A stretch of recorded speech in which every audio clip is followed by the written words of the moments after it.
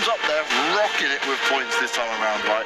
Kanima and Guns, two teams we've been touching on saying there's a chance, there's a way in for them, and they certainly found it. It was a little bit of a switch around. We saw in the previous game how it was Kanina Power who won the game, but this time it's Guns who won the game and Kanina who got to second place instead. Yeah, the race is starting there on the middle. I mean, these guys, they will smell that there's an opportunity to get some placements and of course some more money as well. So now they're racing for it, and I just love to see when the Guns and Kanina are fighting there on the end like together, because they know that they are very close on the scoreboard. And just, I mean, Guns getting the chicken dinner here, I mean, that's very good for them, of course, but how they did it, that was also very nicely done.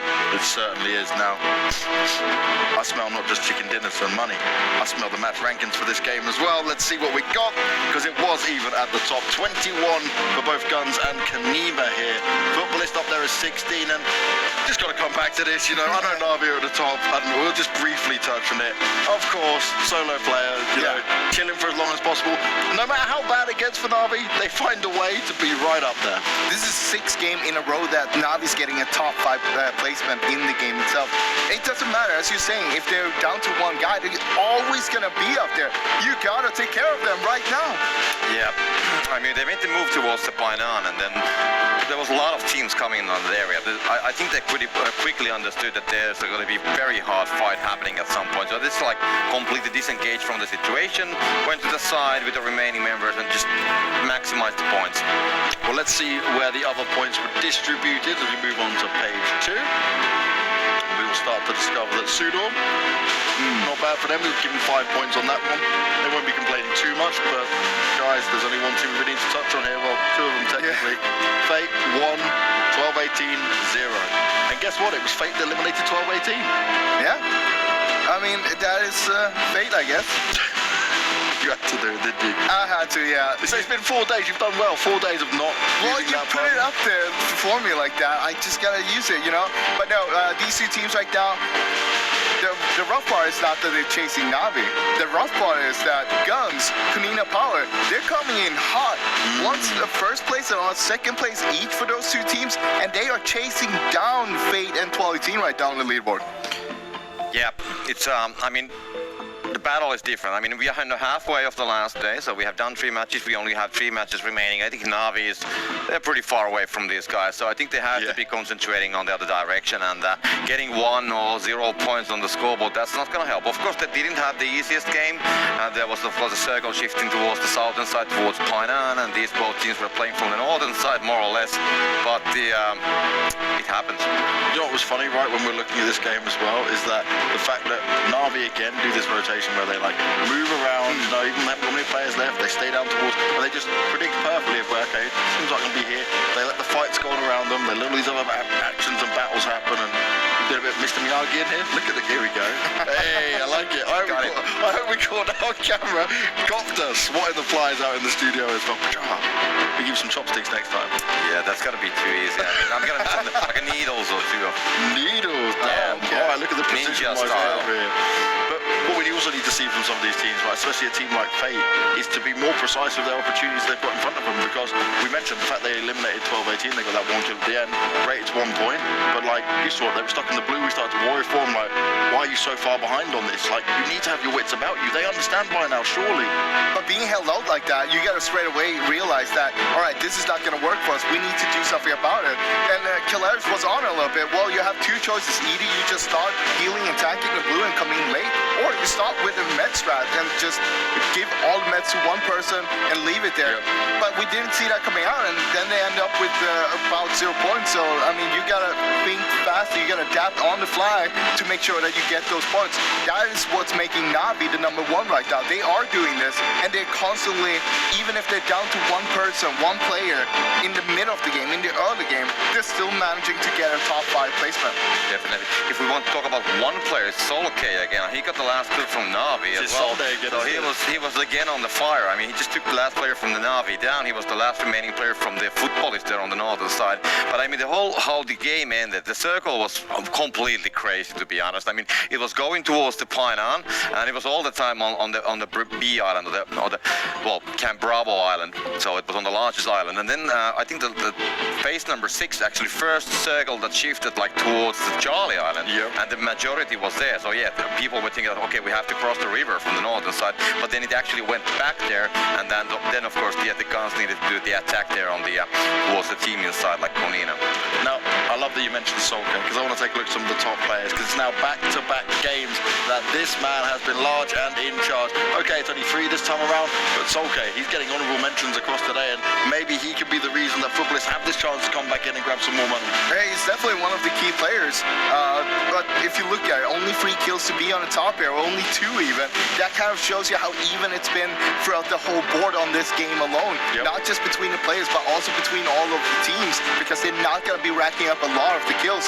That means that it's going to be very even coming up from this, and it's going to be the placement points that will be determining who's going to push up or down on the leaderboard. Yeah, of course, Sandhook is a very hot map to get a lot of kills as well. I mean, sometimes you can go for the killing spree, but usually in Sandhook, if you want to get more kills, you got to be fighting from the closer distance. And we know how the guys can be hiding behind the rocks and the trees and all that grass. So it's usually, if you start being very, very aggressive, somebody's going to be caught you out of the guard, and then you don't make many more kills. Now, I'm super excited, and I just can't wait to see how this is panning out now in the middle of the scoreboard. Because at the beginning of the day, right, we were so focused on Fate, Navi, and what could happen here, 12-18, maybe even with a shot. Now we've sat there, and it's very wide open that actually 12-18 could be overtook by some teams. Yeah. There's plenty of teams fighting for more points in here now. This has not just been domination like we saw from yesterday, where it was just Fate and Navi. This has opened a whole realm of possibilities up now, and this is too hard to call. I mean, this comes down to nerves, right? Can you keep your nerves? Can you keep your cool when it comes to this kind of situation? When you are towards the top, you know that you want to keep on pushing, but at the same time, you don't want to drop down. You start getting nervous. You start messing up. You start making mistakes. You start losing people because of that. You start losing the games, and you're not gaining any points. Meanwhile, you have those teams who are experienced. They know what the pressure feels like. They know how to put that aside. They know how they're going to be gaining their points. And that's why we're seeing the more experienced teams right now. They're thriving in this environment. I think Fate, there was a lot of pressure when they came today, and of course this whole situation with the Navi, they are a little bit off, as we can say for now. And 12-18, I think when they noticed that Fate is underperforming, I think there's a slight amount of pressure on them as well. But Guns and Konina, I mean, they are kind of like, they can only get better results. I mean, I don't think that they currently have the pressure. Of course, now when Guns is like finally returning that chicken dinner which Konina got on last game, but still I think that these guys are more or less free to play as they want. And I'm glad you're saying that, right? Not just free to play as they want, but I think a key part for these guys right now is that they came into the day with not like, okay, we can gain a bit more money, right? But we were looking at the top and thinking, okay, it's not so possible, we might not be able to overtake these teams. Now, they have this looser style, they can play a bit more chill, but now they're going to have the momentum, right? You're going to be like, wait a second, I can jump up, I can do it. There's real chance for them now. And now they're going to be extra pumped up. They've got to hold on to that adrenaline, though, because there's still 3 more games to go. But that just makes it more of an interesting situation to see what fights can be taking place. Yeah, it's all down to yourself. You dictate how you want to play it. You dictate who you want to fight against. It's all up to yourself, but you just got to realize when is the time to strike, when is the time to back off, when is the time for us to actually just leave that fight alone and keep on going instead. I think on the last circles there, I mean, I think there was 2 moments, okay, 1 moment, 2 great feelings. When the circle finally shifted there on the northern side and back on the Bravo Island, we had Konina on that side of the river in Painan with the hard cover and everything. So I think at that moment when the circle shifted, yeah, let's do it. We can do this. I mean, we have the circle. But then in the end, I mean, they just didn't execute it that well. And then Guns, who came all the way from the Charlie Island side, they needed to cross the river. I think when they finally made that push on the other side, got the ground from the northern side, I mean, they must be feeling great at the moment. And I think that the rest was just like, going with that moment and getting everybody dead. Well, let's have a look at some damage numbers in here across the teams as well. Right? We've got our top 10 damage that I want to take a look at now. Obviously, we're going to see Navi right at the top. But surprisingly enough, right, because of how many placement points we've seen from Fate, there's a lot of teams now above them and how much damage is being done here. And look at Konina. Although coming into the day, you may have not expected it, right now they're sat in second place. Yeah, it's not in second place, and they've been playing phenomenally. And, I mean, if they can keep on going, they're going to go far ahead of the other teams there. They're going to catch up to teams like 12-18, because right now what we saw from 12-18 in the last game, of course, that is a disaster for them. And you can see here, of course, that they have the fragging power. They know exactly what they're doing. They know how to shoot their guns, and they are willing to do it. let's get into the numbers that we love, guys. 3 games in, 3 more to go. Let's see this overall ranking. Na'Vi closing in on 300 points, way up there right now. Team 12-18, they're only now 5 points ahead of Guns. And guess what? It's only 6 points for Kanina. These teams are hot on their heels, like you guys have been saying. This is what I'm saying. Like you can't just slow down like 12-18 did and just go out like that. This is what's gonna happen. But the thing is that Guns, Kanina Power right now, with how good they've been playing, not only are they gonna surpass 12-18, but they're gonna surpass Fate as well. This is so close. I mean, these teams are so close to each other. I mean, 3-3, 12-18, Guns and Konina inside 6 points from each other. So the battle from the third place is definitely on. And I think that meanwhile these teams are fighting from the third place. I think they're going to be at the same time catching on Fate if the Fate is like suffering from the same fate, as Frost would say. But yeah, it's going to be very tight. And Konina Power, I mean, somehow it reminds me from a good old Russian steam locomotive. I mean, they have been slowly gaining the speed, and I don't know why, but it just feels to me that they are not going to be stopping for a while. If you look at it though, you see the big gap. It's going to be from Football is on 6th place down to Nasser on 7th place there. A big 40-point gap there. Football is, of course, they can still catch up to the top 5 there as well. They're only 20 points behind right now. And what we've seen from them today so far, it's been very aggressive. It's been a lot of kills, and I expect them that they can keep on pulling that off. They can actually be on the top 5. If you look at first game, 2nd place, 5 kills. Second game, 7th place, 10 kills, and now in the third game they had a 3rd place with 6 kills. 3 more games to go. If they keep on pulling up these kind of numbers, it's gonna be a fight for the top 5 as well. There is a fight on our hands, and it's not just for the top placement. Guys, thank you so much for this breakdown once again. It is time for us to move back into a wrangle. 3 more matches remain here at the EMEA Championship, and it is still very open. And we're bringing in our last pair of commentators to take you through this action. It is the hype, it is the amazing, it is the talented Maxman and Imperium. Boys, I damn well know you're ready. Oh man, you know, we're ready to get right into the action here, Banks. Thank you very much, guys, on the desk. A lot of analysis coming on through, but we're going to get to the nitty-gritty of it all this time around with our only 3 games remaining. And Imperium, after these 3 games, we're about to crown a king and see who's going to be number 1, even though it should be Na'Vi normally. Let's be fair, it's most likely going to be Na'Vi. I said it within the first 2 games of day 1, that check is being written as we speak. But it is safe to say, as the guys pointed out in the desk, the battle for second is well and truly open. 49 points between Fate in 2nd place and Football is down in 6th. The performances that Guns, Kanina Power, Football has pulled out in the first 3 games have been immeasurable. Yeah, I mean, between 3rd and 4th position, between 12-18 and Guns currently is a 5-point difference, and only a 1-point difference between Guns and Kanina Power, that are in 4th and 5th respectively. So literally, we're getting back to that moment in the tournament where one singular kill could mean the difference between being 3rd and being in the, unfortunately not even on the podium at the very end of this event. So every single kill, every single frag, every single rotation you can pull off that gives you just a little bit of a better edge coming into these games might make the difference at the very end of these games. So we still got 3 more games to come on through, double wrangle and also a Miramar game. And you know what, you're the stats man in here. You typically check them out quite a bit. Which team has been standing out the most in terms of number on the wrangle? Because I think we got the 2 teams that really stood out heavily.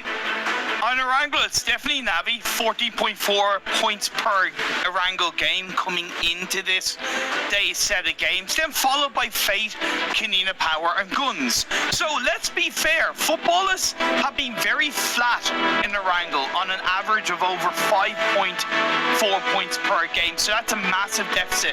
But at the end of the day, right, does it really matter what the stats have shown in the past? It's realistically all about the present, it's all about the now, it's all about what these teams can do in the final games of the day. Damn, Imperium motivational speaker, I did not know that, man. You got a potential career other than casting in that one, man. You got to keep on going. But yeah, it's going to be about what you can pull off coming to these last 3 games. 2 Wrangles, 1 Miramar, that is what we're going to be looking to see how these teams can perform. Other than that, these drops, Fate are like, you know what, no more no more military-based drop. We know that Na'Vi are going to trample us, and I think that Na'Vi are like, they know we're not going to try and hunt them down because it's like trying to find a needle in in a haystack, so we're going to go back to our usual drop in Northern George, and they are going to be chilling over to the west. We've got to be careful. 1218 and Rico Infinity typically go for a very wide spread towards the quarry position and also Gatka Fields for 1218. So if ever you have an eastern circle, which is happening a little bit from them, a little bit further away to the east of their location, you got to be careful because those one players in a very unusual location might just cause you a lot of trouble later on.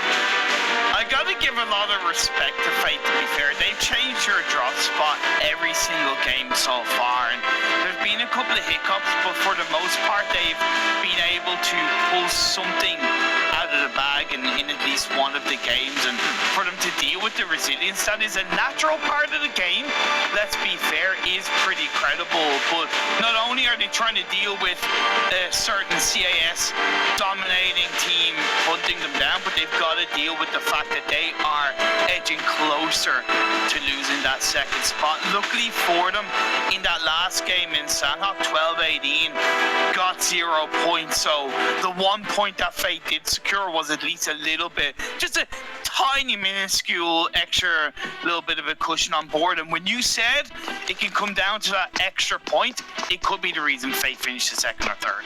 Yeah, and you might just be very salty because of the extra point, because once again, I think it's interesting at this point to talk about cash prize distribution and how it comes out. If you're first, you get $40,000 out of the $150,000 total for the entirety of this PMPL EMEA Championship. Second is $28,000, then $18,000 for third, and fourth is going to be $10,000.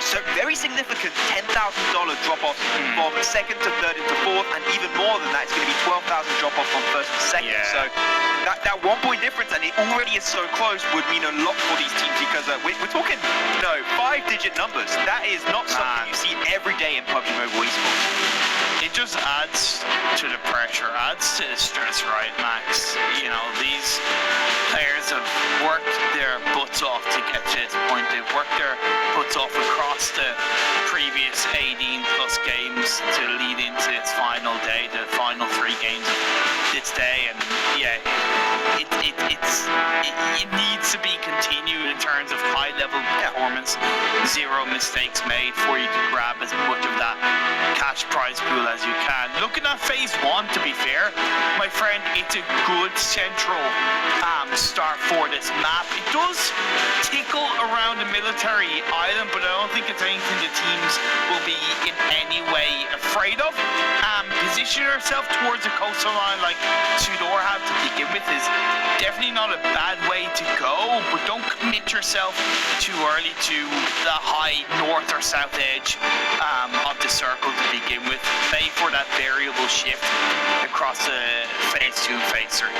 Yeah, very straightforward, of course, coming to this game. So it's not going to be we're not going to have a finish based around all the circles in your favor whatsoever. No, this is actually a game where anyone can take it as long as you rotate accordingly and you also done your research. Research is going to be very important to make sure you don't encounter teams in the early stage. You want to try and avoid that as much as possible. What piqued your interest? What piqued your interest? What did you see? Tell me, boy, tell me. I'll tell you what I observed. Nasser and Panda didn't drop on each other. Nasser actually dropped away from both school and apartments. They gone for a split drop. I just noticed that because I think this is the very first game, at least in the last day and a half, that they've done that. I commend Nasser for going, look, it's not worth it. We're kind of fighting for 7th spot. We're only 2 points behind us. Whereas Panda, they're kind of lying down in the bottom half of the standings. They've got nothing to lose. They'd already won most of the fights against Nasser. So both sides working well, but Nasser separating is definitely more advisable. Fair play to them. I mean, when you talk about that, at the very start of the tournament, especially the 2 first days, Nasser would win that fight most of the time. And Panda, especially on day 3, started winning a little bit more. I think Nasser like, okay, you know what? Panda's improved. And we saw them improve, especially in very significant ways in the Western European PMPL. So they know that, okay, you know what? They're going to be learning over time. Every single time they're going to encounter Nasser, they're going to get better at taking those kind of fights. So Nasser just like, you know what? They got too good. We're just going to leave it. We're going to go for another spot. And now they're just a little bit further over to the east of Protective Fields. That's where they're playing currently. A pretty widespread too. Team Unique is really going to be starting to move forward. So we've had a little bit of back and forth happening so far. But we're at the stage where very clearly these teams know it. If a team dies at this stage, it's clearly intentional, right? So because it's so high level right now, and we talked about the prize pool distribution